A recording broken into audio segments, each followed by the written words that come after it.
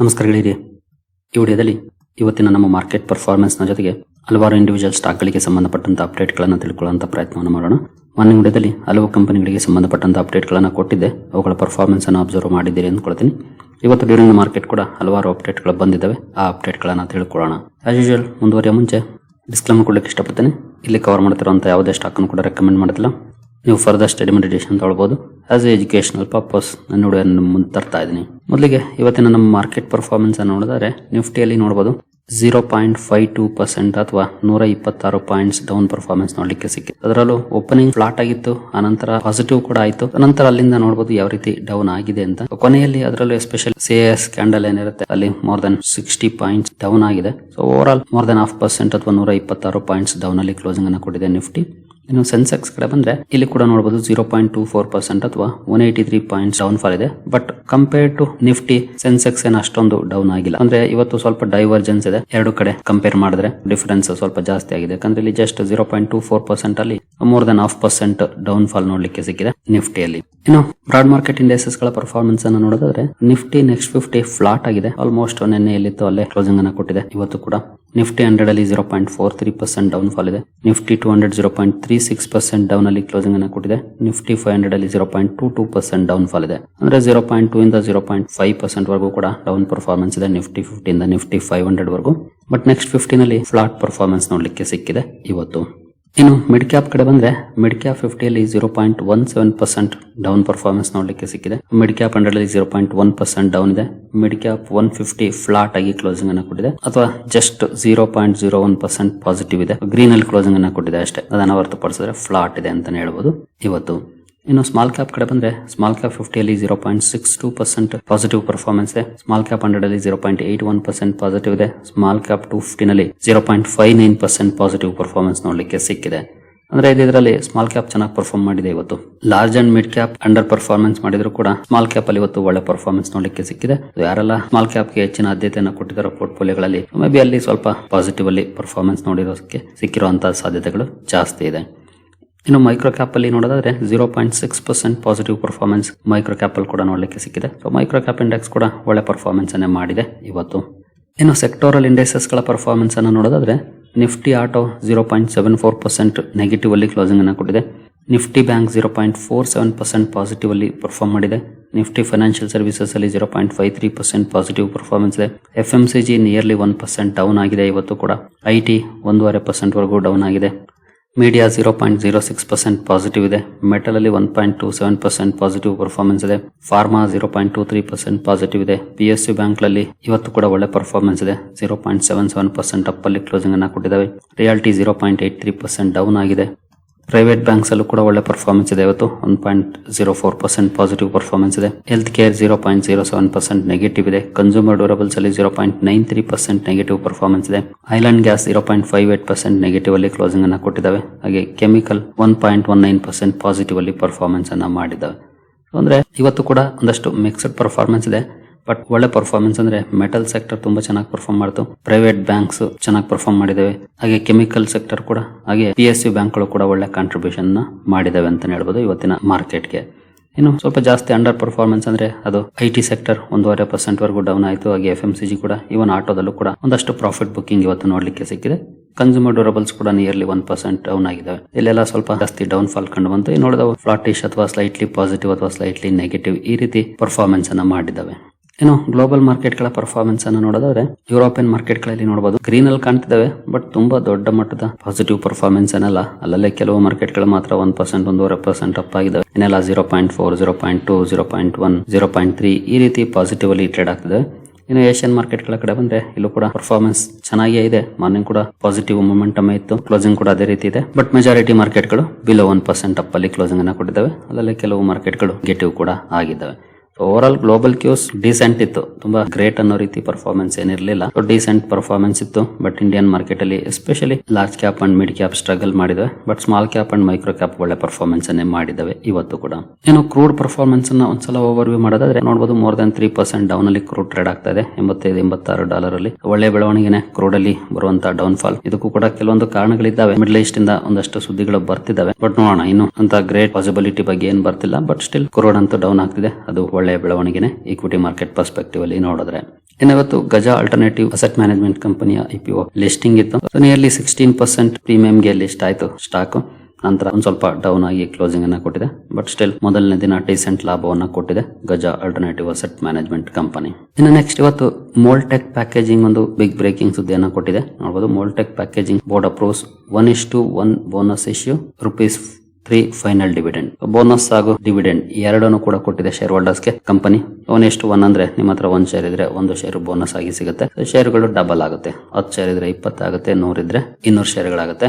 But at the same time stock price ಕೂಡ adjust ಆಗುತ್ತೆ. ಇದು ಗೊತ್ತಿರಲಿ, ಕೆಲವರು ಮಿಸ್ ಮಾಡ್ಕೊಳ್ತಾರೆ, ಬಿಗಿನರ್ಸ್ ಎಸ್ಪೆಷಲಿ. ಹಾಗೆ ಇನ್ನು ಕೆಲವರು ಕೇಳಬಹುದು, ಸ್ಟಾಕ್ ಪ್ರೈಸ್ ಅಡ್ಜಸ್ಟ್ ಆಗುತ್ತೆ ಅಂದ್ರೆ ಬೋನಸ್ ಏನೇನು ಕೊಡಬೇಕು ಅಂತಾನು ಕೇಳ್ತಾರೆ. ಕೆಲವು ಕಮೆಂಟ್ ಗಳು ಬರ್ತವೆ. ಅದು ರೂಲ್, ಏನು ಮಾಡಕ್ ಆಗೋದಿಲ್ಲ. ಜೊತೆಗೆ ಕಂಪನಿಯ ಬಿಸ್ನೆಸ್ ಸ್ಟಾಕ್ ಪ್ರೈಸ್ ನ ಮೂವ್ ಮಾಡೋದು, ಕಾರ್ಪೊರೇಟ್ ಆಕ್ಷನ್ ಗಳಲ್ಲ.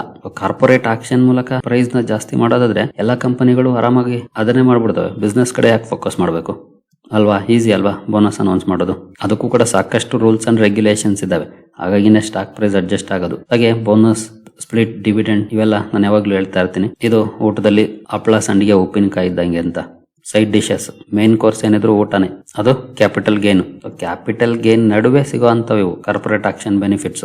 ನಾವು ಕ್ಯಾಪಿಟಲ್ ಗೇನ್ ನ ಫೋಕಸ್ ಮಾಡಬೇಕು. ಆಟೋಮೆಟಿಕ್ ಆಗಿ ಒಳ್ಳೆ ಕಂಪನಿ ಆಗಿದೆ ಸ್ಪ್ಲಿಟ್, ಬೋನಸ್, ಡಿವಿಡೆಂಡ್ ಇವೆಲ್ಲ ಸಿಗುತ್ತವೆ. ಇದೆಲ್ಲ ಸೈಡ್ ಡಿಶಸ್. ನಮಗೆ ಮೇನ್ ಕೋರ್ಸ್ ಯಾರೇನು ಇಷ್ಟಪಡ್ತಾರೋ ಅದು. ಸೌತ್ ಗೆ ಬಂದ್ರೆ ಅದರಲ್ಲೂ ಎಸ್ಪೆಷಲಿ ತುಮಕೂರು, ಮಂಡ್ಯ, ಮೈಸೂರು ಮುದ್ದೆ ಫೇಮಸ್. ಉತ್ತರ ಕರ್ನಾಟಕಕ್ಕೆ ಹೋದ್ರೆ ರೊಟ್ಟಿ. ಅವ್ರಿಗೆ ಮೇನ್ ಕೋರ್ಸ್ ಏನು? ಅವ್ರಿಗೆ ರೊಟ್ಟಿ. ಆದ್ರೆ ಸೌತ್ ಗೆ ಬಂದ್ರೆ ಮುದ್ದೆ. ಇಲ್ಲಿ ಮಾರ್ಕೆಟ್ ಪರ್ಸ್ಪೆಕ್ಟಿವ್ ಅಲ್ಲಿ ನೋಡಿದ್ರೆ ರಿಟರ್ನ್ಸ್, ನಮಗೆ ಸೈಡ್ ಡಿಶಸ್ ಇಲ್ದೇನು ಊಟ ಆಗುತ್ತೆ. ಬಟ್ ಸೈಡ್ ಡಿಶಸ್ ಸಿಕ್ಕರೆ ಊಟ ಇನ್ನೂ ರುಚಿಯಾಗಿರುತ್ತೆ.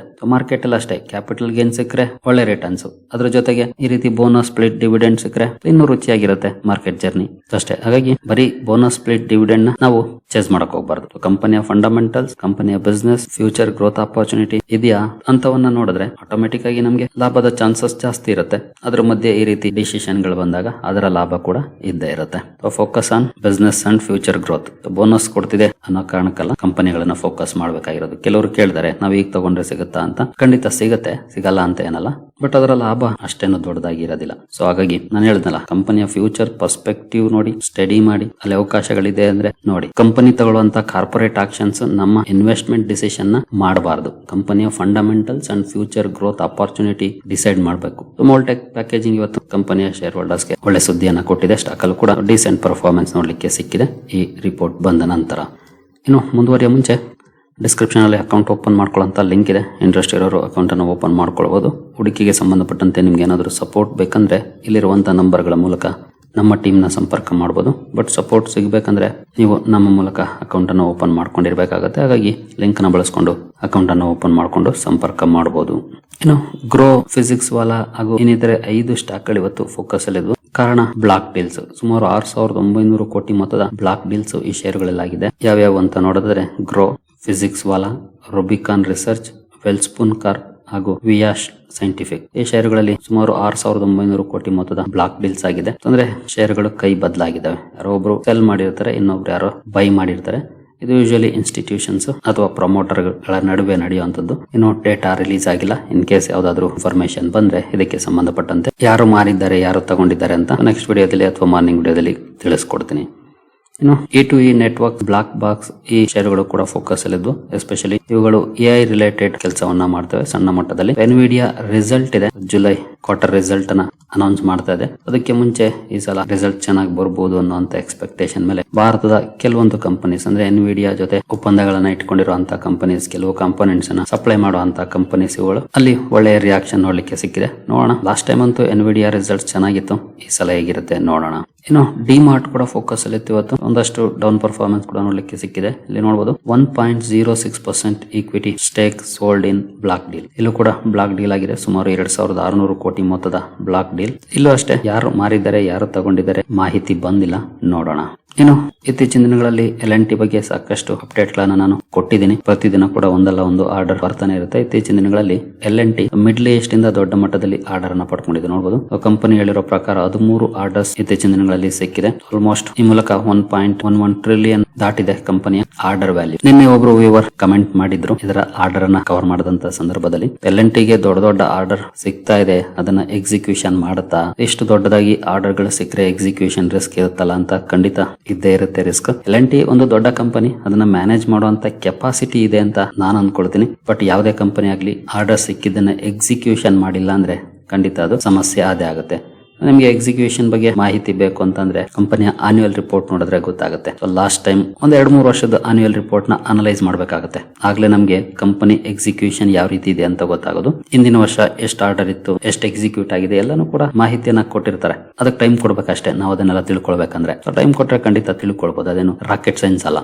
ಹಾಗೆ ನಾನು ಎಸ್ಪೆಷಲಿ ಇರಾನ್ US ಇಸ್ರೇಲ್ ಯುದ್ಧ ಶುರುವಾದಂತ ಸಂದರ್ಭದಲ್ಲಿ ಒಂದು ವಿಡಿಯೋನ ಕವರ್ ಮಾಡಿದೆ. ಅದರಲ್ಲೂ ಇರಾನ್ ಯಾವಾಗ ಮಿಡ್ಲ್ ಈಸ್ಟ್ ನ ಇತರೆ ದೇಶಗಳ ಮೇಲೆ ಅಟ್ಯಾಕ್ ಗಳನ್ನ ಶುರು ಮಾಡ್ತೋ ಆ ಸಂದರ್ಭದಲ್ಲಿ ಒನ್ಸ್ ಈ ಯುದ್ಧ ಮುಗೀತು ಅಂದ್ರೆ ಅಲ್ಲಿನ ಇನ್ಫ್ರಾಗೆ ಆ ದೇಶಗಳು ಖರ್ಚು ಮಾಡಬೇಕಾಗುತ್ತೆ, ಇನ್ಫ್ರಾಸ್ಟ್ರಕ್ಚರ್ ನ ಬಿಲ್ಡ್ ಮಾಡಬೇಕಾಗುತ್ತೆ ಅಂತ. ಆಗಿನ ಸಂದರ್ಭದಲ್ಲಿ ಸುಮಾರು ಇನ್ಫ್ರಾಸ್ಟ್ರಕ್ಚರ್ ಅಲ್ಲಿ ಕೆಲಸ ಮಾಡುವಂತ ಕಂಪನಿಗಳನ್ನ ಕವರ್ ಮಾಡಿದೆ. ಅದರಲ್ಲಿ L&T ಕೂಡ ಒಂದು.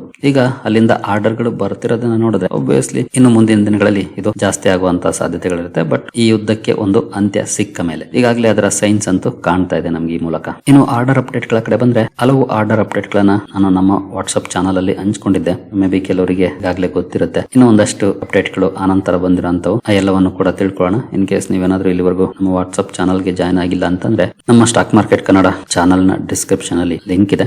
ಇಂಟ್ರೆಸ್ಟ್ ಇರೋರು ಜಾಯ್ನ್ ಆಗ್ಬೋದು. ಮೊದಲಿಗೆ MTAR ಇವತ್ತು ಒಂದು ಆರ್ಡರ್ ಅಪ್ಡೇಟ್ ಅನ್ನ ಕೊಟ್ಟಿದೆ. Nuclear power corporation of India NPCI ಇಂದ ಒಂದು ಆರ್ಡರ್ ಅನ್ನ ಪಡ್ಕೊಂಡಿದೆ. ನೋಡಬಹುದು 126 ಕೋಟಿ ಆರ್ಡರ್ ಅನ್ನ ಕಂಪನಿ ಪಡ್ಕೊಂಡಿದೆ. ಈ ಸುದ್ದಿ ಕಾರಣಕ್ಕೆ MTAR ಟೆಕ್ನಾಲಜೀಸ್ ಇವತ್ತು ಫೋಕಸ್ ಅಲ್ಲಿತ್ತು. ಹಾಗೆ ಇದರ ಜೊತೆಗೆ ಅಕ್ಮೆ ಸೋಲಾರ್ ಹೋಲ್ಡಿಂಗ್ಸ್ ಒಂದು PPA ಮಾಡ್ಕೊಂಡಿದೆ, ಅಂದ್ರೆ ಪವರ್ ಪರ್ಚೇಸ್ ಅಗ್ರಿಮೆಂಟ್ ಅನ್ನ ಮಾಡ್ಕೊಂಡಿದೆ. ನೋಡಬಹುದು 130 megawatt 4.35 per kilowatt hour power supply ಮಾಡುವಂತ ಆರ್ಡರ್. ಇದು ಜೊತೆಗೆ long term contract project tenure 25 years from the date of SCSD scheduled commencement of supply date. ಇಲ್ಲಿಂದ 25 ವರ್ಷಗಳ project Acme Solar Holdings agreement ಅನ್ನ ಮಾಡ್ಕೊಂಡಿದೆ REMC ಲಿಮಿಟೆಡ್ ಜೊತೆ. ಈ ಸುದ್ದಿ ಕಾರಣಕ್ಕೆ ಸ್ಟಾಕ್ ಫೋಕಸ್ ಅಲ್ಲಿತ್ತು. ನಂತರ ಸುಬೆಕ್ಸ್ ಕೂಡ ಒಂದು ಆರ್ಡರ್ ಅಪ್ಡೇಟ್ ಅನ್ನು ಕೊಟ್ಟಿದೆ. ಈ ಆರ್ಡರ್ ಅಪ್ಡೇಟ್ ಅನ್ನು ಕೂಡ ನಾನು ನಮ್ಮ ವಾಟ್ಸ್ಆಪ್ ಚಾನಲ್ ಅಲ್ಲಿ ಹಂಚಿಕೊಂಡಿದ್ದೆ. $0.6 million ಮೊತ್ತದ ಆರ್ಡರ್.